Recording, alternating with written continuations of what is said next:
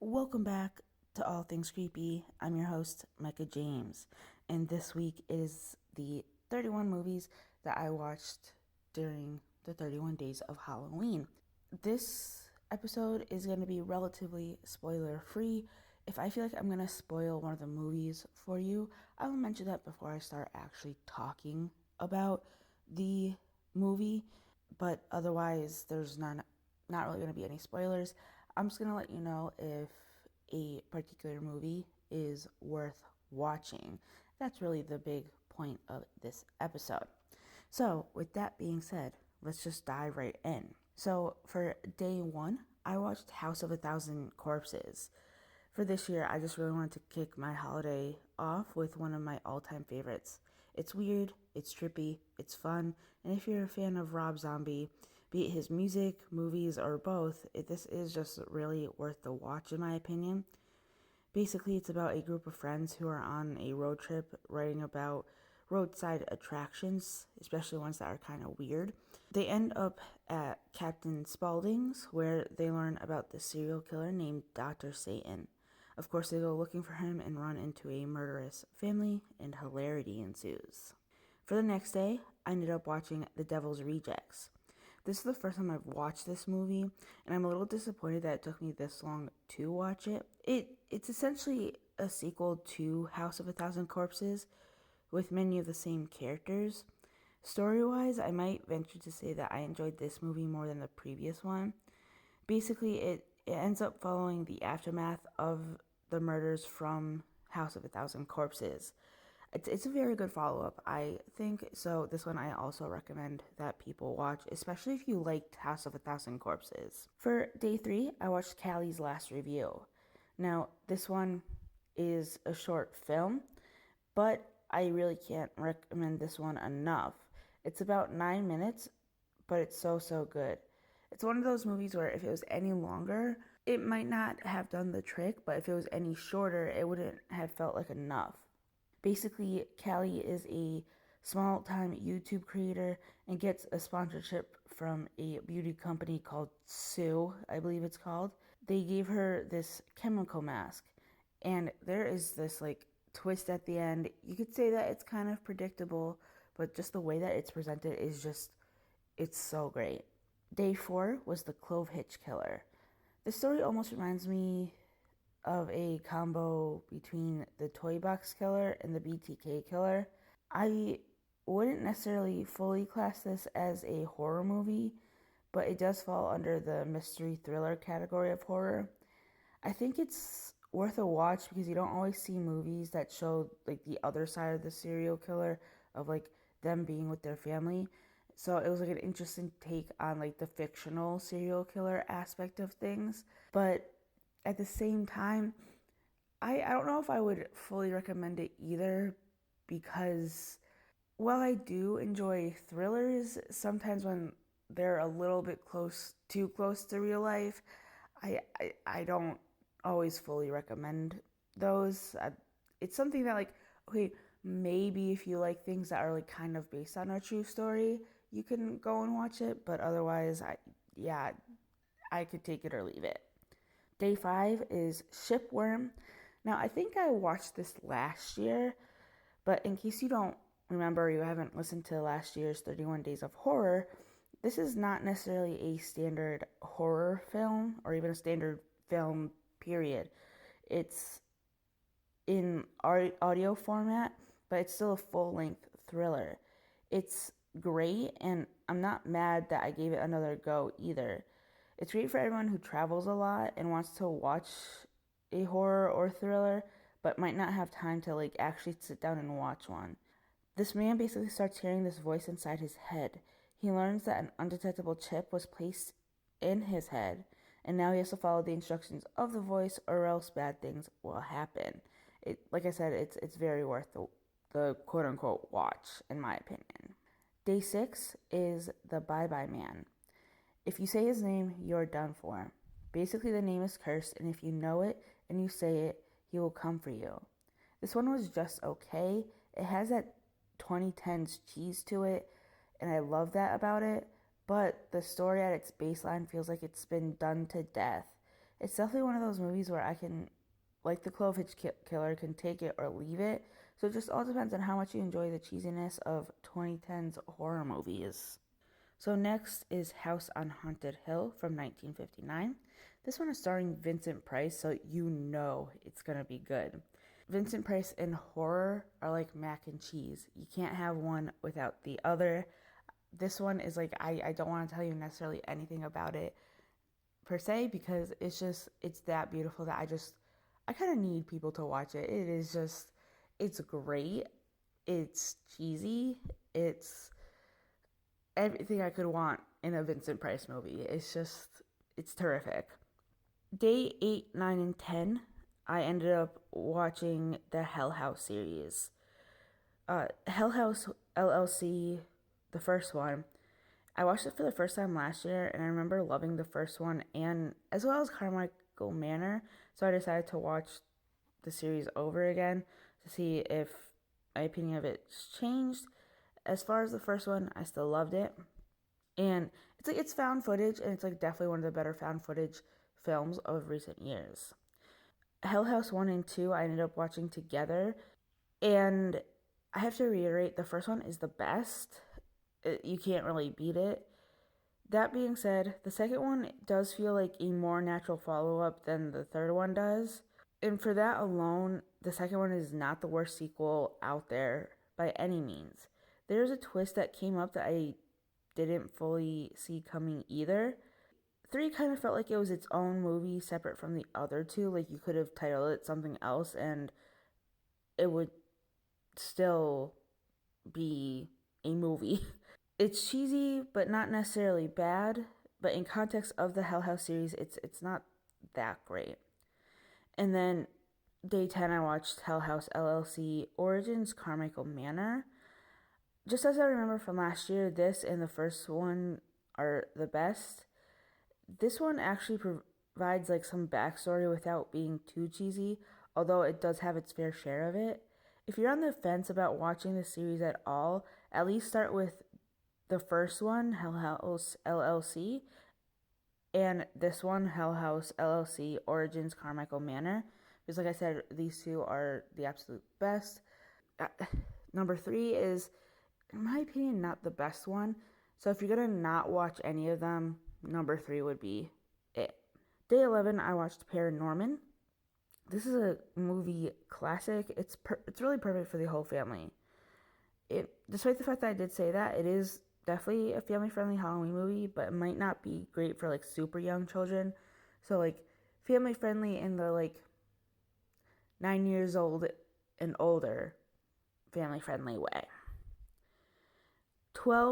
Day 12 and 13, I watched Winnie the Pooh, Blood and Honey 1 and 2. And part of the reason why I watched Blood and Honey 1 again is because I wanted to watch the sequel. I hadn't watched it at this point. But it's also been a hot minute since I've seen this one, so I figured I would watch this one on day 12, the first one on day 12. It's a novelty film for sure, so I think it depends on how you feel about those kinds of films. If you like them, go ahead and watch it, but if you don't, maybe don't watch it. That being said, if you wanted to watch Blood and Honey 2, I definitely recommend watching it just so you have the story of the original at the very least. You don't have to like it, but just to at least get context for the second one. With that being said, the second is definitely better, which I usually don't say, but like this one, it definitely feels like they found their footing. And if this is where they were meant to, if this is where they meant to go, then I can see why this one is a little bit better. It's just that the reason why I say watch the first one first is because the events that took place in number 1 are canon for the sequel. But the thing is, like, do I really recommend either of them? Like, I wouldn't go out of my way to watch them again. But, like, again, if you're looking for, like, something that's, like, a little bit more novelty and you don't mind that, I would say, like, okay, you could watch it. It might not be, like, I'll go around again to watch it again, but it's definitely something. Okay, there's a lot of box sets in my 31 Days of Horror because on day 14, I watched Scooby-Doo 1 and 2. they're essentially both the same story, but both are so totally worth the watch. And if you want to watch it for no other reason than for Matthew Lillard. He just plays the perfect Shaggy. And this is just like a fun fact that I've had stored in my brain for a while, but apparently Casey Kasem, who was the original voice of Shaggy, had given his blessing to Matthew Lillard to continue playing the character. And I just thought that was like super interesting. All right, so Day 15 is another Scooby Doo movie. It's Scooby Doo on Zombie Island. This one is another classic, and that soundtrack that they have, I dare you to name a better one. It is so fun. It's for Scooby Doo, right? It is scary. Maybe it's not scary in the traditional sense, but like I said, for this cartoon, it's definitely on the scary end, and it's definitely for the people who like grew up with horror as well as Scooby Doo, and so it very much blends those two facts together perfectly. Day 16, I watched Sixth Sense. I've already watched this, so like I already knew the twist. It On top of that, I feel like it's one of those movies where it's been out long enough where like if you don't know the twist yet, go watch it, please, because it's a pretty obvious twist, but like it's really well done, in my opinion. And also, in my opinion, I think this is M. Night Shyamalan's best movie. Like I said, there is like a twist that you kind of see coming from a mile away if you haven't seen it. And it's not as good. Like the twist ending isn't as good as it is the first time you see it, and if you don't know anything about the ending. But it's still worth a watch.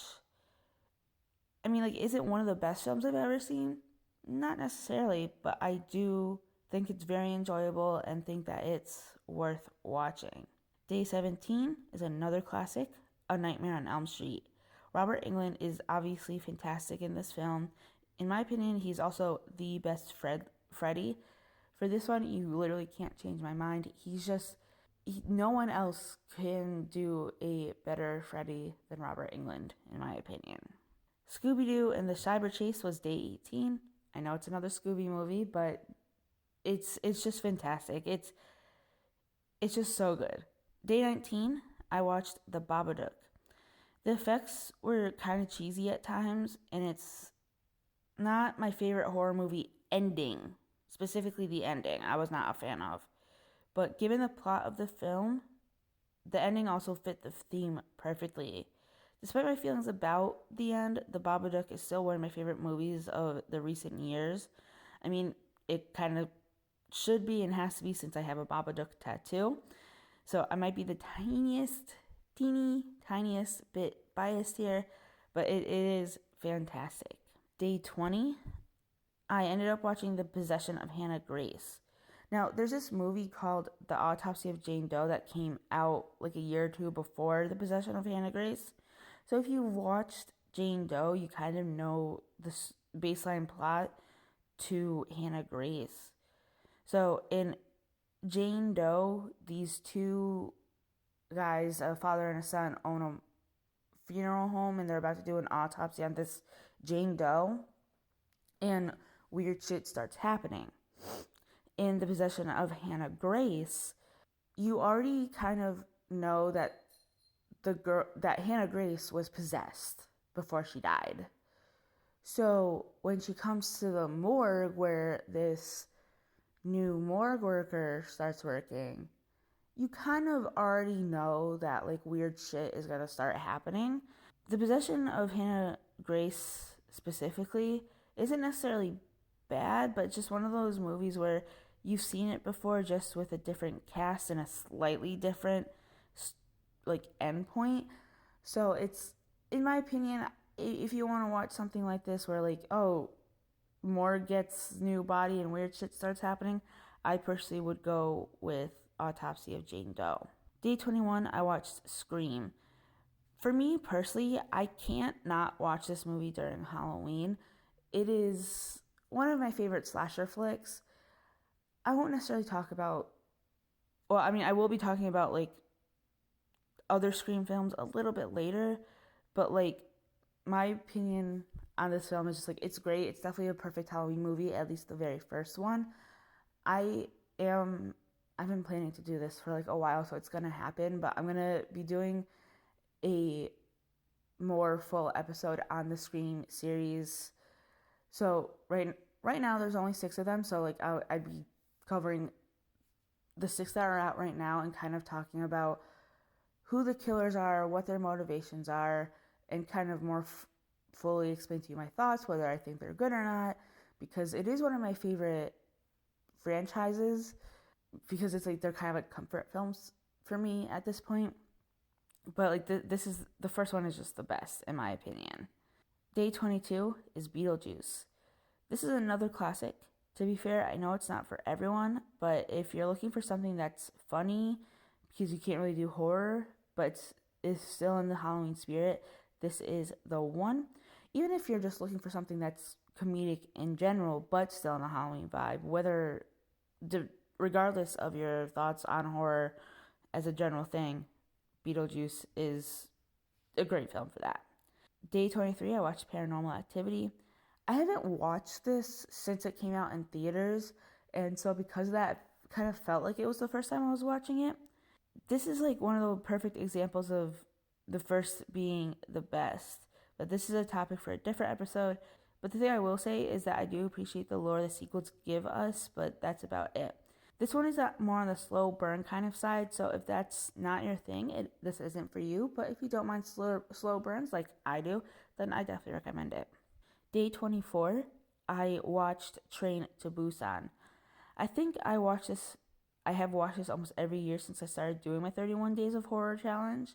To me, it's one of the best zombie flicks of all time.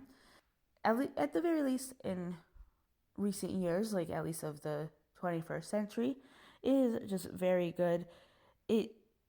It's definitely like, it's a different take on it, and it makes me feel feelings every single time I watch it.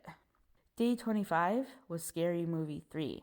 Okay, this is definitely not the greatest film by any means, by any stretch of the imagination, but it is the best in the series, at least to me, and I laugh at some of the jokes a lot of the times. It's funny. Like, a lot of the jokes they do make can be you can consider it to be a little dated, but like for parody films of the time, that's kind of to be expected. But like, I don't think it goes as heavy on the pop culture references as some other satirical films of the time, like Disaster Movie. It's definitely does better at not doing that. Day 26 is Trap. This is another M. Night Shyamalan movie, and this is like one where you already know who the killer is. There wasn't really that much of a twist, if there was, because it was kind of poorly executed. It's hard to tell if there was one. This one is like mediocre at best. It's like one of those movies where it's like, it's really good to put on when you're with a group of friends and make fun of it. And like I said, it's an M. Night Shyamalan movie. A lot of them are hit or miss, and quite a lot of them are misses. Day 27, I watched The Labyrinth. So technically this isn't a horror movie or a Halloween movie, but I would argue that some of the scenes in the movie would make it count. The best example that I could think of is the scene where Sarah is falling down that hole and her fall is cushioned by all of those hands that are like talking to her. Like, you can't tell me that's not at least a little bit terrifying. And to top it off, David Bowie. Do I need to say any more? I feel like I don't. So day 28, I had the day off, and I was also working on like other things for my podcast, so I decided to watch Scream 2 through 4. And the second one is the better of the sequels, in my opinion. And the brains behind the killings, their logic definitely tracks. Like, it makes sense from the first one. The third one is where it's started to kind of go off the rails, but you can kind of, at least to a certain extent, understand where the killer is coming from and kind of like justify it in like a killer's mind why they were killing. And as I mentioned, I'm more than likely going to be making a episode about, like, right now there's only 6, so like an episode of all 6 movies, and like just talking about like who the killers are and why they're killing. Number 4 is where it just completely starts losing me. Yes, it makes sense that Sydney is still the main target, as that's kind of like what the whole point of the first 3 are, so that tracks. But the killer's logic for going on their murder spree, it's just, it's weird. It's like where it kind of starts losing me, and it's like I don't know. It's it's just not like the killer has no relation to really the first 3 killers to a certain extent, and it like I said, it kind of goes off the rails in my opinion. Day 29 is Critters. This movie is just so 80s, and it comes with that extra cheese and huge hairstyles. It was a beautiful movie, and I highly recommend it. It's just perfect for a very cheesy horror movie date night kind of deal. Day 30 is another box set. It's The Addams Family and The Addams Family Values. Honestly, for like a remake / revisit to the classic TV show, it is one of the best remakes out there. These movies are funny and modern without losing the essence of the original. I also can't think of a better casting than Christopher Lloyd for Uncle Fester, as well as Angelica Houston and Raul Julia for Morticia and Gomez. All of the actors did fantastic in these films. And this is like the first time I've watched The Addams Family Values like all the way through, and it's so good. I definitely recommend both of these. And finally, on day 31, on Halloween itself, I ended up watching Evil Dead Rise. I've watched the other Evil Dead movies, minus the 2013 remake, as well as Ash vs. Evil Dead, but I haven't seen this one, so I wanted to watch this, and it's fantastic. It has some like very genuinely scary moments, but it also had some of that typical Evil Dead cheesiness. So if you liked the Evil Dead movies, I definitely recommend this. It is so off the wall, but like in a good way. But yeah, so those were the 31 days of horror that I did this year. If there is a topic that you're interested in me covering, then by all means, let me know. I will be posting my socials in the show notes. Otherwise, I will see you guys next weekend for the next episode of All Things Creepy. Stay safe out there, guys.